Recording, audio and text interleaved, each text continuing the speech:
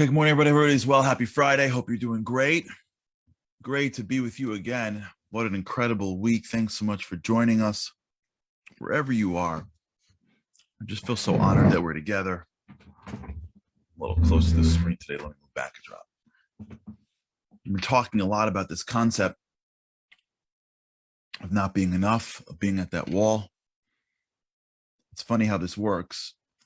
We call these, little divine interventions, how we've been talking about something for a while, and then all of a sudden it pops up in Jewish practice. Again, for whatever denomination or religion you're listening to it, we'll explain it out.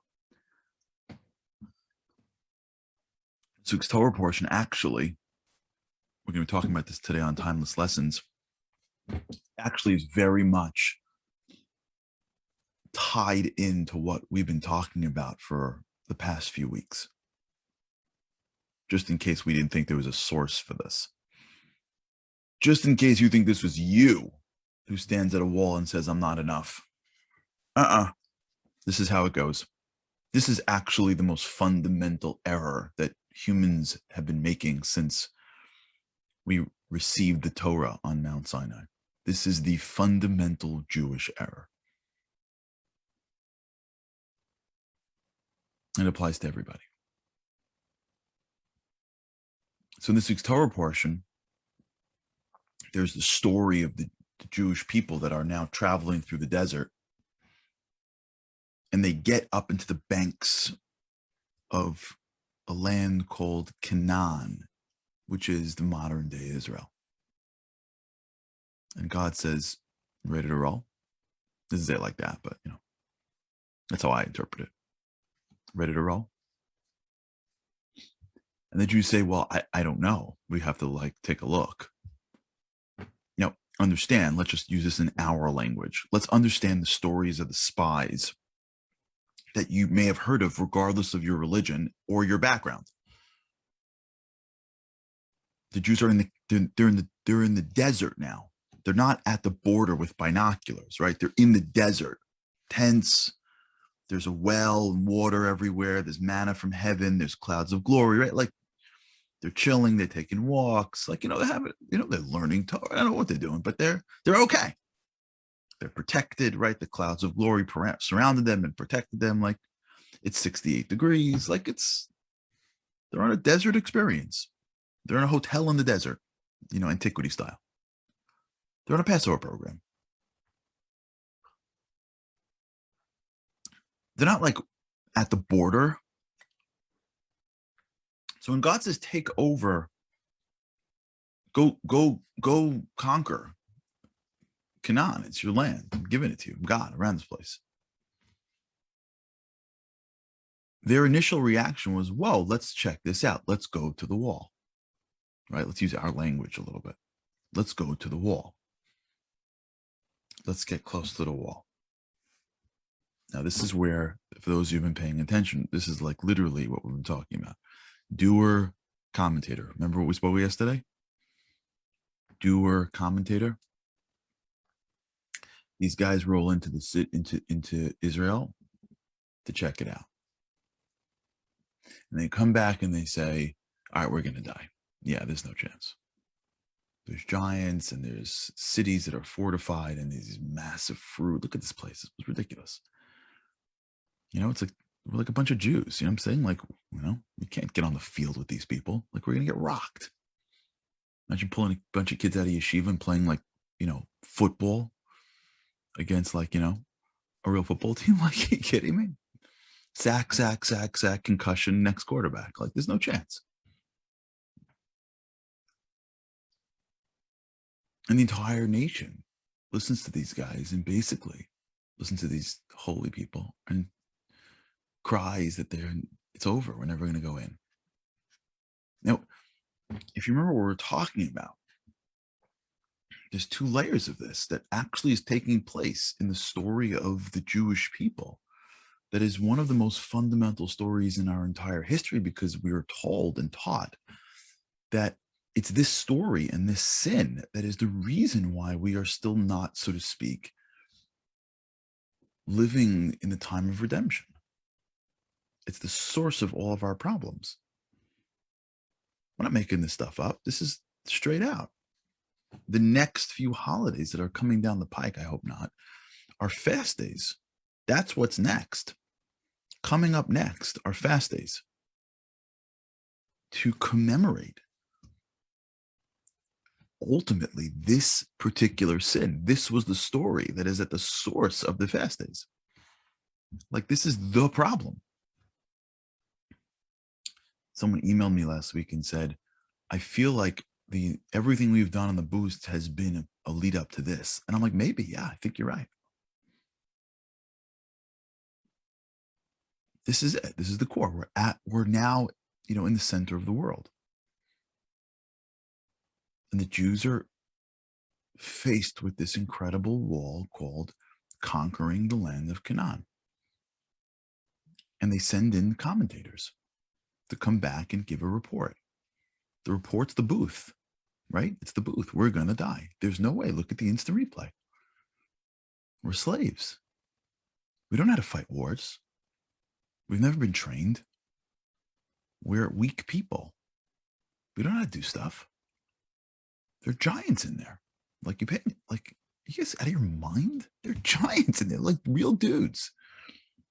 Not just giants from like a, Jewish standpoint, like, 6'4", like an actual giant. Like, are you out of your minds? It was hanging to go. And the Jews listen to the booth and they start to cry. Remember, the booth only knows the past. So who we were is who we are. We were a bunch of slaves. And so that's who we are. We can't build an army. We can't conquer a land. We can't establish our own world. We have to be slaves. And so if the slavery is to Pharaoh, then fine. If the slavery is to this God fine. But like, we can't take charge. We can't be independent. Not, God forbid, from God, but with God. We're not partners in this. We're slaves. We're not partners. We're employees. That's the commentary. That's the commentary. You hear? That's the booth. Because the booth only has the past. The booth doesn't have the future. The booth doesn't even have the present. If you really analyze what takes place in a sports broadcasting booth, they don't even have the present because they're always a second past the present. They're commentating on that which just happened. Oh my God, did you see that play? He steps back to pass. It's a second after he actually steps back to pass. He threw it over the middle. It's a second after the ball leaves his hand. They have no choice. They're not in the game. They're always trailing for at least a microsecond. The booth, the commentary that flows into our head is always the past. That's how it gets commentary. It's commenting on that which happened. And the Jews walk in and see something that's brand new, a challenge they've never encountered before, a challenge they've never had to face before. And all they have to rely on is the past. And they say, there's no chance. We're out. It ain't going to work.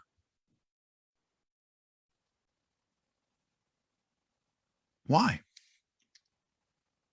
So let's go deeper. And you're going to see this with God's help. Watch this. In their report, they say the following line, which we'll talk about on the Timeless Lessons today, with God's help. It says, if you look in the actual story, for those who have the Bible, the Chumash, whatever you can read, it really pays today, tomorrow, if you can, wherever you are, whether you keep Shabbat or not, whether you're Jewish or not, if you have a copy, it pays, especially this weekend when this is our portion, to look at the words, Hebrew, English, whatever, and read their report. It's unbelievable. Because I got to tell you something. Their report is our report every single day. The report that they said back in those days, basically, is just a transcript of what goes on in our minds every day. It's just different examples. It's the same report.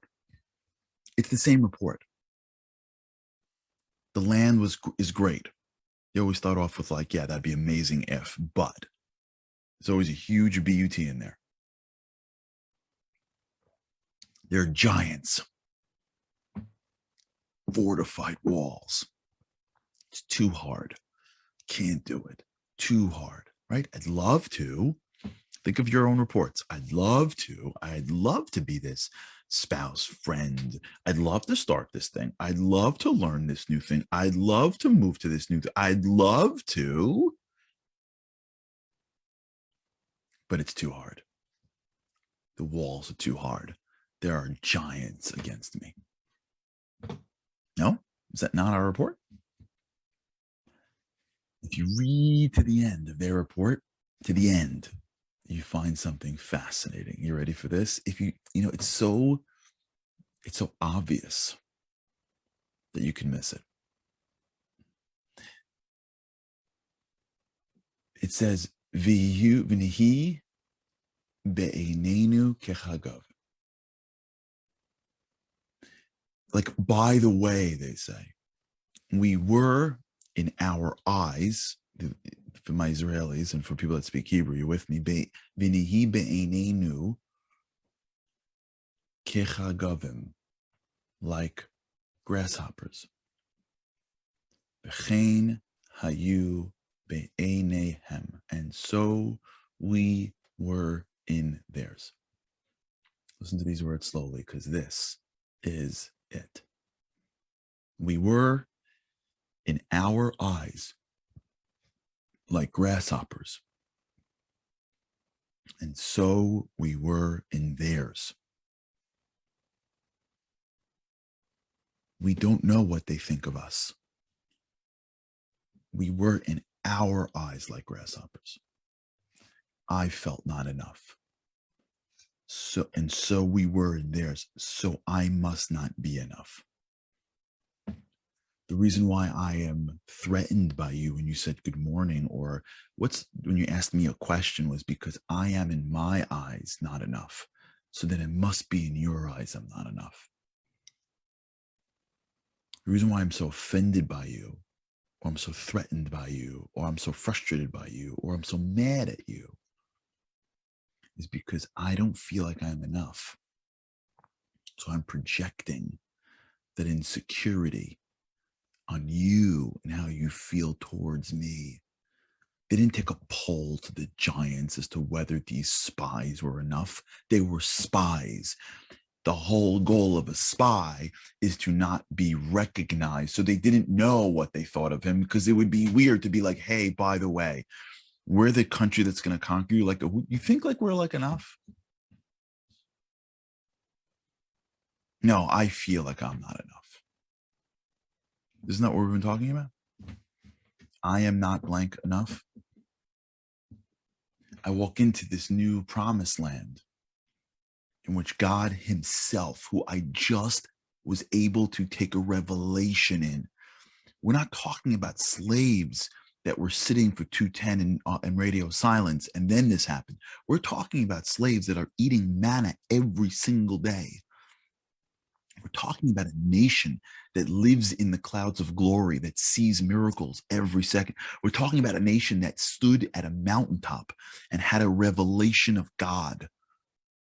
It's not me and you who learn about it, who see God in the nuance, who work to grapple with the creation and the creator, who live our lives with belief, seeing God in the shadows, trying to find. We're talking about if me and you would have literally had a revelation of God.